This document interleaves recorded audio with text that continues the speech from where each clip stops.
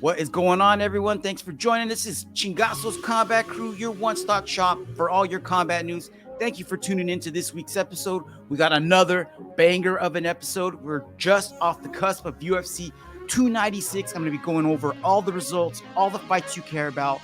I got Karate Combat 43 results, and Uncle Dana dropped a handful of fight announcements last night. Let's get into it, everybody. Y'all ready? Hopefully your week is kicking off starting on a wonderful start. Again, thank you for tuning in. I got a little bit of a nice treat for y'all. You know how I like to start the show with something cool to watch or listen to. Stumbled upon this on the Reddits. Mind Picker, the podcast. Check it out. He had an episode where he interviewed old UFC cutman Stitch Duran. Give it a follow, give him a follow, give it a listen to. A really short interview, but he dropped some gems of a story, including one pretty gross story involving Jay Huron and Jonathan Goulet. Said it was one of the bloodiest fights he's ever been a part of. So again, check him out, Mind Picker on Spotify. He's also got a pretty cool interview with Leonard Garcia that I'm about to wrap up. So again, one more time, Mind Picker on Spotify. Give them a follow, give them a listen. All right. Last night, UFC 296. Holy smokes. Last pay-per-view of the year. I want to give a big shout out to everybody out there who had a successful parlay last night. That includes this guy right here. Took all year, but I finally hit a parlay, hit a little 7-picker. So it's kind of a Hail Mary, but I made it. It would have been an 8-picker, but somebody decided not to show up. You guys know who that is? You guys know who that is? Nah? Who the fuck is that guy? Exactly. Let's get into this, man. One of the bangingest fights on the prelims. Andre Fili taking on Lucas Almeida. Let's check this out. This ended up being a finish. Good luck. Congratulations, bro. Congrats. Next fight up, we had the ladies. Casey O'Neill taking on Ariane Lipsky. Check this out. Lipsky had Jasmine Roach in her corner. So I think that Ariane had a Muay Thai background. But dude, you got Jasmine Roach in your corner. Your BJJ is going to start leveling up super quick. And that's exactly what happened here. Check this ish out. We're in the second round. And Lipsky was pretty much all right. Next up, what did we have? What did we have next? Next fight. Oh, yeah. The boy, Cody No Love Garbrandt, taking on Brian Kelleher. And is Cody back? Or was this just a really good matchup, an easy matchup for him? Back in the win column, my dude. It's always good to see this guy get in a W. Always good to see him not taking extra damage as well. So shout out, Cody. Let's see what's next, bro. Keep the win going. Keep the wins. All right, next up. I think this was the last fight on the... Oh, no, it wasn't. This was co-main event of the prelims. And, I know. Actually, I think this was the main event of the prelims. Irene Aldana versus Carol Rosa. And I just saw an interview Dana gave. This was fight of the night. These girls went all 3 rounds. Irene Aldana got... I usually don't like showing the decisions, but I just want you, if you're watching this or if you're listening, head over to our YouTube page, Chingaso's Crew. All right, YouTube, Chingaso's Crew. But check out their face. I didn't tell you who won, but it was Irene. You can't tell from that video, but Irene Aldana won that fight. So she's back in the win column after taking that big L versus Amanda Nunes a while back. I thought maybe she might try to put on a show and get an early finish, but Carol Rosa was kicking the crap out of her leg in the first round. So I think Irene lost the first round. I would have gave the first round to Carol because she was just tagging that left leg up. But credit to Irene, man. Irene is a beast. She walked through those leg kicks and didn't give an F. She didn't change her game plan at all. Just kept punching. And eventually she wore Carol out. So shout out Irene Aldana. Let's get into the pay-per-view portion of last night's fight. Take a sip of my prime real quick, y'all.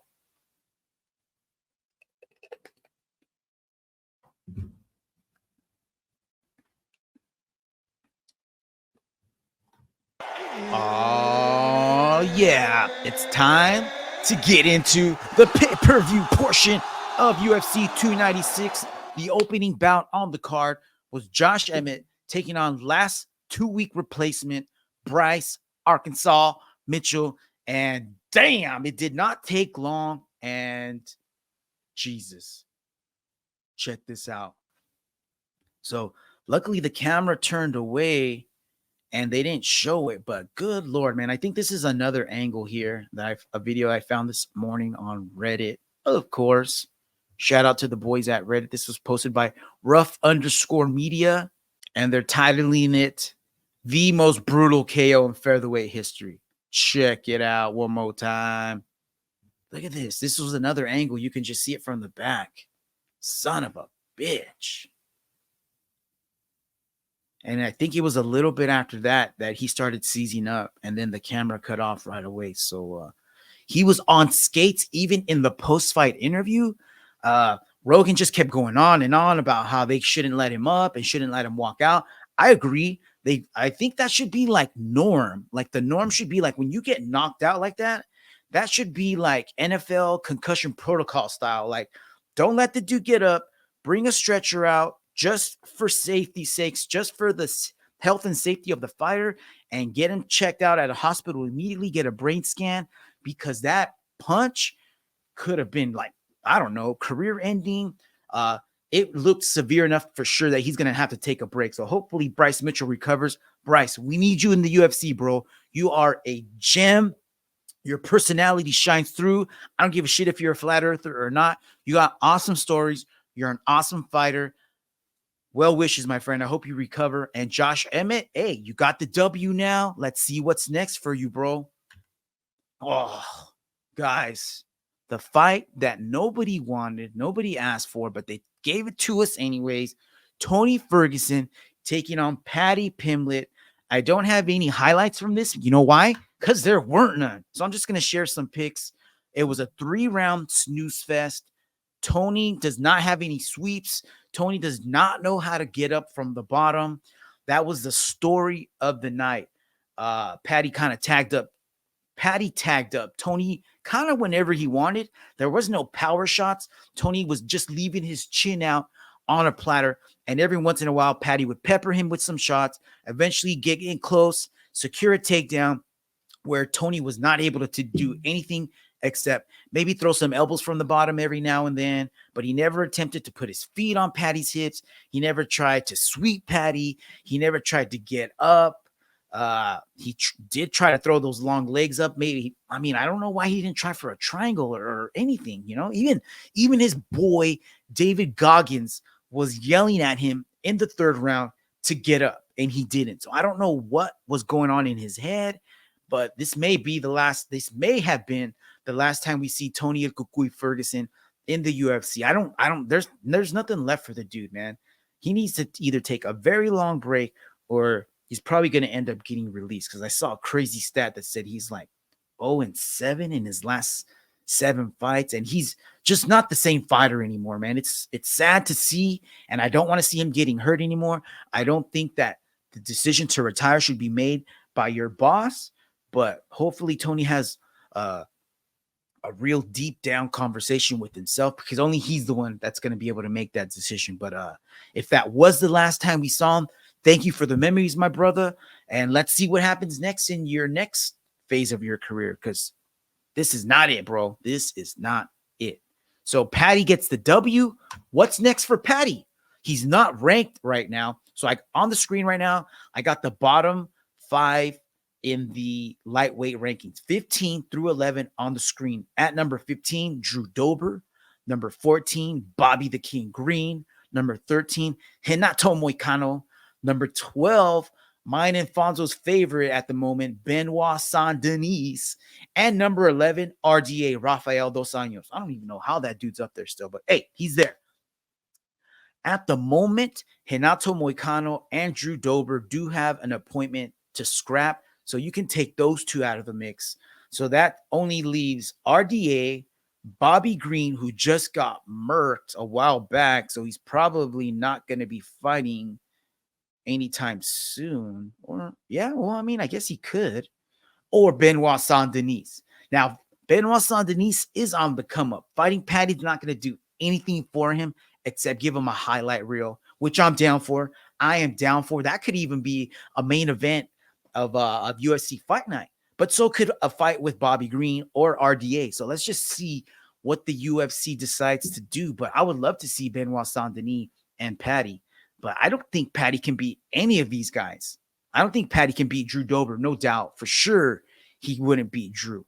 I don't think he could beat, I mean, he might be able to beat Bobby, but just depends how Bobby recovered from that murder that we talked about. Renato would be a scrap, but I think Renato would get him as well.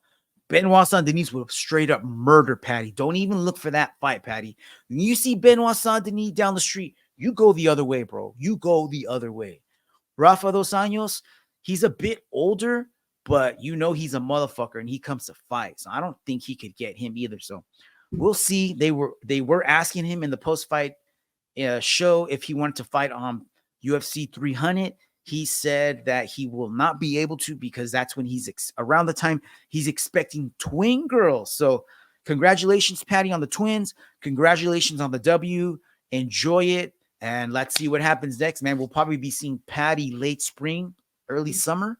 You know, UFC 300 is probably going to be in April. I think it is April 13th or something like that. So we'll probably see Patty May, June, July. Because if the twins are coming in April, he's probably going to want to spend some time with them, you know, and then he'll get into a camp after that, I would imagine. So we'll see. Probably won't be seeing Patty till the summertime. Bros, this was a funny ass pick. So again, if you're listening, head over to the YouTube channel. I got a picture of Shafqa all pimped out in all his awesome wolf clothing. So he's got the wolf hat. It's got this sick robe that's got fur around the neck. And he's sitting on a chair that's decked out in wolf. And the armchairs are actually wolf heads with the fangs sticking out. It's pretty intense. And the caption says, "Bring me Ian Gary's wife." God. Bro, that's some Conan the Barbarian shit, man. Leave Ian Gary alone, guys. Leave him alone. All right, let's get into this scrap. You know what's next. Shafqa Rock Bonaf taking on Steven Wonder Boy Thompson.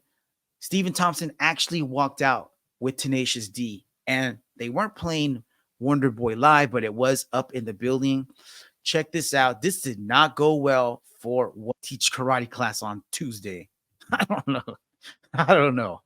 All right, so Shafqat's moving on. I'm going to be talking a little bit more about Shafqat in just a bit, and we'll go up as we share the rankings because we did have another fight in the welterweight division. Main event, but that's neither here nor there, as Fonzo or Luke Thomas likes to say. So in between the co-main event and Wonder Boy and Shafqa, we had something going on in the stands. So in the pre-fight interviews or media day, the day before the fight, you know, they had all the fighters up there. They're interviewing them, asking questions. DDP said something along the lines of, I'm going to beat Sean Strickland's ass the way Sean's dad did. And before that, Sean O'Malley said something about Sean getting, and this is super sensitive. I hope I don't offend anybody out there. I don't mean to. I don't take this stuff lightly talking about this, but basically said that his dad sexually assaulted Sean when he was a kid. And that should completely be off the table, dude. I mean, you guys already heard what Colby said about Leon's dad. That's kind of crossing the line. If that's crossing the line, this was definitely crossing the line. And DDP just jumped on it. And Sean was not having anything to do with it. He got pretty pissed off, got heated at the press conference. And why the UFC did this, I have no idea. They probably did it on purpose, bro. They probably did this on purpose. I wouldn't be surprised. They sat these two dudes a row apart. So Sean was in row one. There was a row behind Sean. And then behind that row was DDP. So check out this video that I found. So here we have Sean, front row. He stands up. Apparently, DDP had been talking shit back there. And Sean heard it.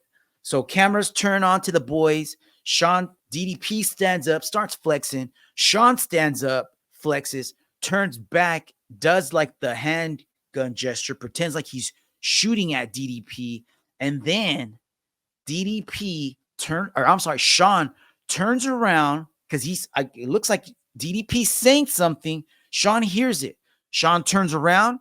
Sean stops talking to DDP briefly and asks the family sitting directly behind Sean if they can move. That family sitting right behind Sean happens to be Gilbert Durinho Burns, his wife, and his younger son. So Sean politely asked Durinho's son if he could stand up and step over because he doesn't want him to get hurt. Because what is he about to do? To watch this, kaboom! Sean jumps the row and starts dropping hammers on DDP. DDP takes Sean down. They get separated. And then DDP starts laughing. Apparently, that's what he wanted to do. So, ladies and gentlemen, we have a story on our hands. You know I'm a sucker for this. So, yeah, why did the UFC do this? I do not know. Hopefully, nobody there got hurt. I think Durinho and his family was actually laughing about this later. So, hopefully, little Durinho didn't get too shook up about this. But he's going to be a hero for a little while. I'm sure we're going to be seeing some memes here. Fights heating up real quickly here. DDP getting on the nerves of Sean Strickland, not giving an F about crossing the line or whatever. All right, y'all. Let's get into co-main event. Alexander Pantosia taking on Brandon Raw Dog Royville for the flyweight title. So this was Pantosia's first defense of the flyweight strap, and he took him a little bit longer to do what he did the last time, because the last time these guys fought, he got the rear naked in the second round, I believe. Maybe the third round. But in this one, Raw Dog stuck around the entire 5 rounds. Once it got to round 4, round 5, you could definitely tell that there was one fighter that had more gas in the tank than the other. And just like in the Brandon Moreno and Alexandra Pantosia fight, Pantosia just dug deep, persevered, got the takedowns when he needed to, and was able to control Brandon when it counted the most. And I gave it 50-45 to Pantosia. He does end up winning the decision, and I got the judges' scorecard. So Judge 1 had it 49-46. He ends up giving round 5 to Brandon, and Judge 2 gave it 50-45 to Pantosia. Judge 3 gave it 50-45 to Pantosia as well. So I got no disagreement with that. Even in round 5, that was probably Royville's best round. And when Pantosia got the takedowns, he was really just trying to get his breath back. Even though Brandon was on the bottom, he was throwing shots, throwing punches, throwing elbows. So he was the busier fighter, just wasn't busy enough. So now Pantosia, first title defense. Congratulations, my brother.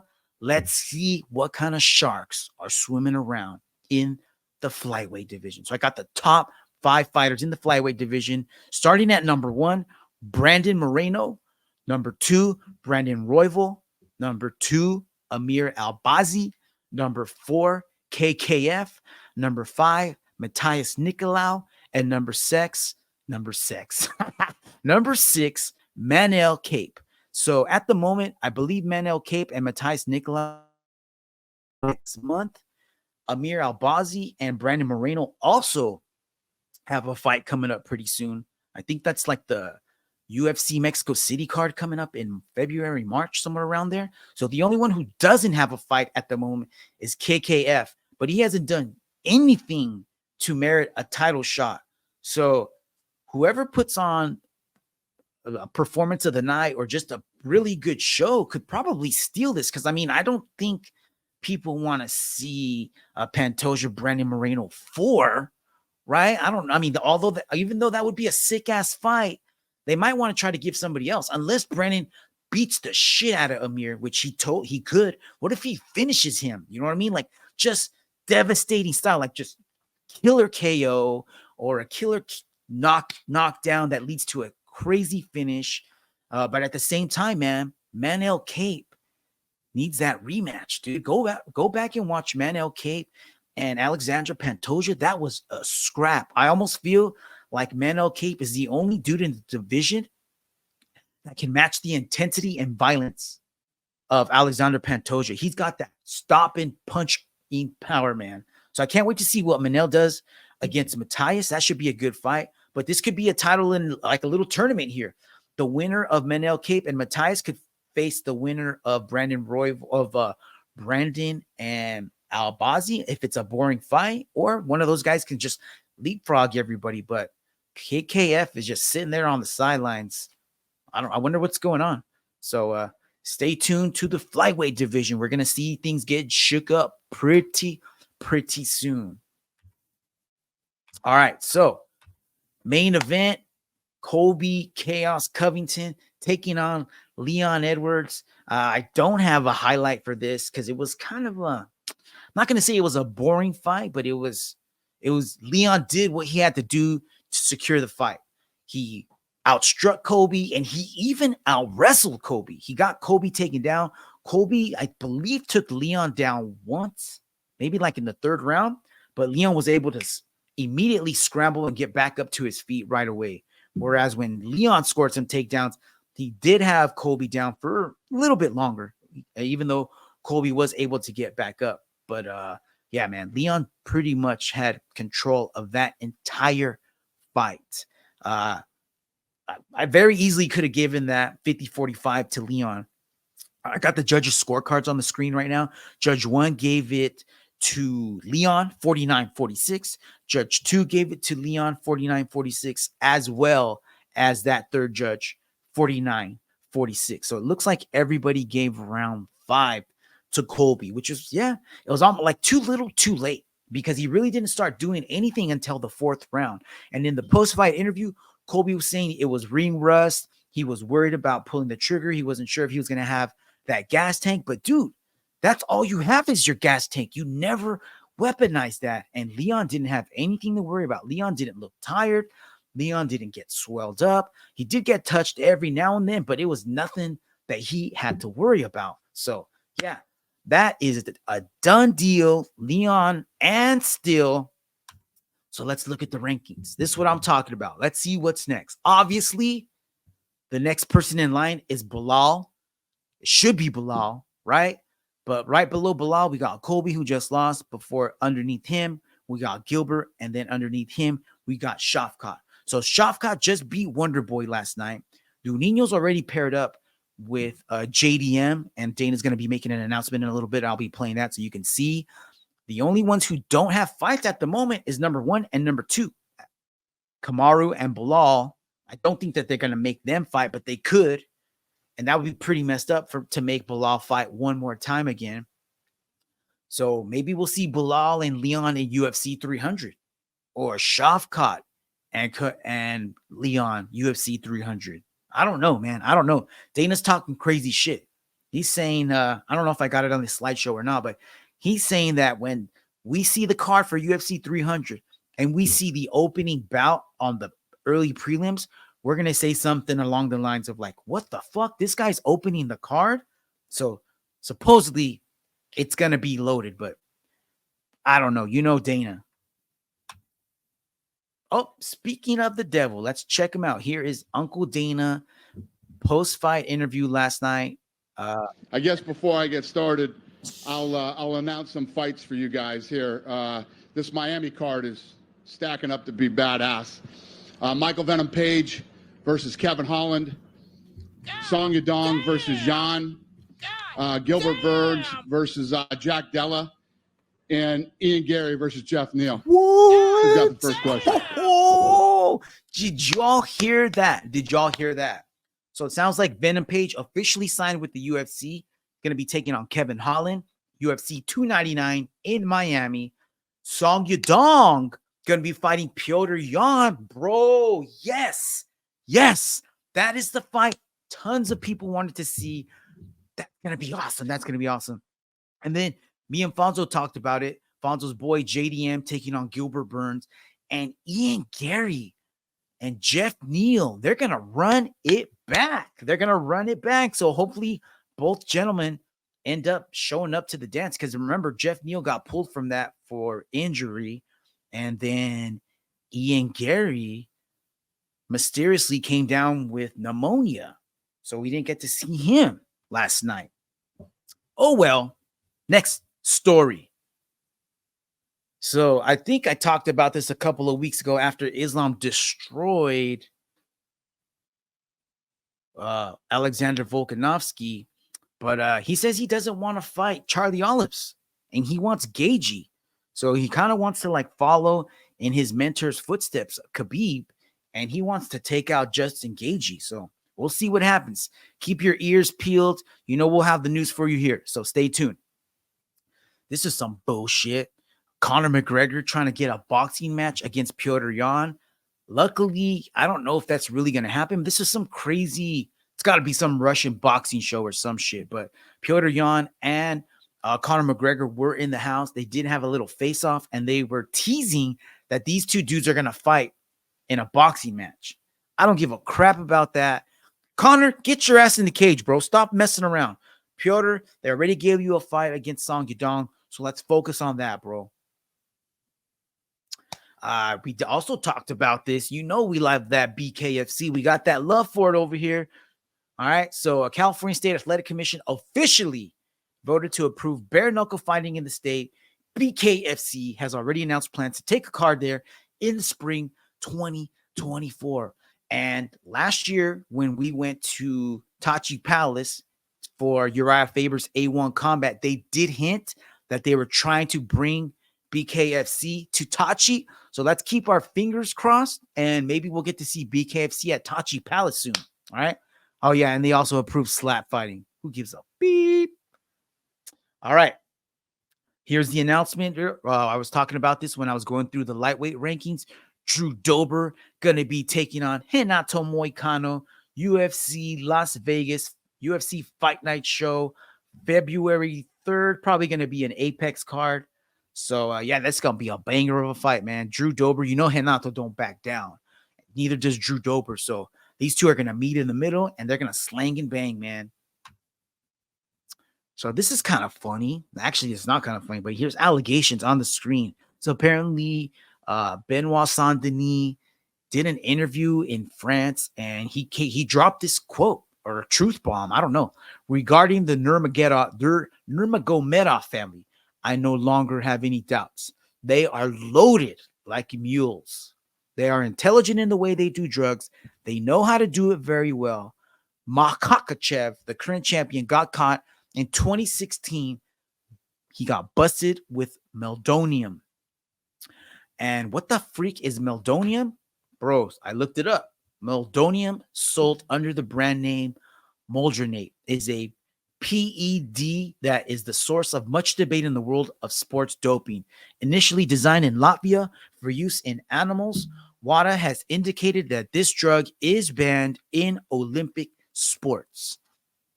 Hey, maybe he just didn't read the fine print, bro. You don't know. We don't know, bro. He's passed every drug test since. So they're either really smart or he's just not on drugs. And I think everybody should be on something because these guys are grinding their bodies every day, dude. You can't do that. You're literally grinding bone on bone each and every day, getting punched in the face, getting kicked in the stomach. That shit hurts, man. You can't just sleep for 8 hours and that's going to go away. They need extra help. So as long as it's being monitored and no one's doing more than they're supposed to, I don't see a problem with this, man. Have them get this at the PI. They're already coming in for nutrition and workouts, so it can be monitored there. Make them come in every 6 weeks or every, I don't know. Have them do blood work every so often. You're already following them around, stalking them with USADA before. What's the difference now? All right, so here are some other UFC 299 fight announcements that got announced this week. Totally forgot about this one. RDA going to be taking on one of my favorites, Matthias Gamrot. So winner takes control of the inside. Actually, Matthias is like in the top 5, I want to say, top 6 somewhere. And we already saw RDA. RDA is at number 11. So if RDA looks good, man, if he can stop the takedown, Matthias is in for a rough night because his stand-up's not all there, but his wrestling is on point, and so is his gas tank. All right, you guys ready for more UFC 299 fight announcements? Of course you are. Jailton Almeida taking on Curtis Blades. Let's go. If Jailton cannot get the takedown, he is in for some serious trouble because Curtis has hammers and Curtis wins when he's not fighting someone who's got one-shot KO power. So should be a good one, man. I'm glad that they're running this one back because we were supposed to be seeing this, remember? But Curtis got injured or sick, and then that's when Derek Lewis stepped in. So glad they're running it back. They're also doing this. Amanda Lemos taking on Tatiana Suarez. And this actually isn't a UFC 299 card. This is UFC 298 Anaheim. So these two fights, Jailton and Curtis, Miami. Matthias Gamrot, RDA, Miami. And Tatiana and Amanda going down UFC 298 Anaheim. That's going to be the Ilya Tuporia and Volkanovski fight. So they're starting to roll out fights for that card as well as this one. Check it out. Tai Tuivasa taking on Marcin Tybura. Looks like the UFC is trying to throw Tai a bone here. So this should be a one-hitter quitter for Tai. Don't get knocked out, bro. We need to keep seeing you in the UFC. So there was some rumors going around the internet that one had a horrible 2023 and was hemorrhaging money. Hopefully that's not true, but if it is, hopefully this news that I'm about to share with y'all helps him out. One just signed a deal with Sky Sports to announce an exclusive partnership. So now one championship, and this doesn't pertain to us because we don't get Sky Sports over here, but the UK does. So everybody on the other side of the pond, enjoy it. Free fights, one championship. So this is just one expanding their reach. So that's pretty good, man. More fans, never hurt anybody. 165 coming up January. We talked about this a couple shows ago. Remember, I think the main event was going to be Rodtang and Takura. They also announced Shinya Aoki and I forgot the guy who got it. The shit beat out of him a while ago. But now they're also announcing this. Gary Tonin, Martin Nugian. So Gary Tonin is always fun to watch. All right. So check this out. I was talking about this a little while ago. This is Dana White on TNT Sports talking about UFC. How difficult is having a big event like UFC 300 in the calendar for next year and getting all the moving parts in the right place to create the card that you want to create? Because if we look at 100 and 200, they were absolutely ridiculous. Well, the difference between a 300 is, listen, if you look at the card this weekend, this card's awesome. Mm-hmm. You know what I mean?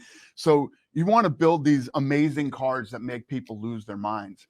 But there's also much more to it too with a 300. There's this whole epicness, what bro. is the feel of the show going to be? Yeah. We put on a live event and a television show too. And what are we going to build around the event? What's going to make 300 more special than this Saturday night? Brock Lesnar, pay-per-view of the year.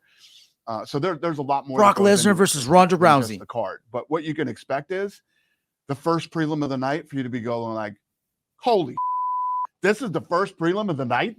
This is insane. This isn't even right. These two shouldn't be on the first prelim of the night. That's what I'm That's talking how good about. 300 is going to be. Can I make a request? I know that you're not going to tell me some of the matchups that you're trying to make for 300, but one request as a fan. And again, I know that there's no room for nostalgia or sentimentality. Brock Lesnar, and I know Ronda that he's already Rousey. got a fight book. Ask for it, but bro. Jim Miller, Oh, he was on 100, he was on 200.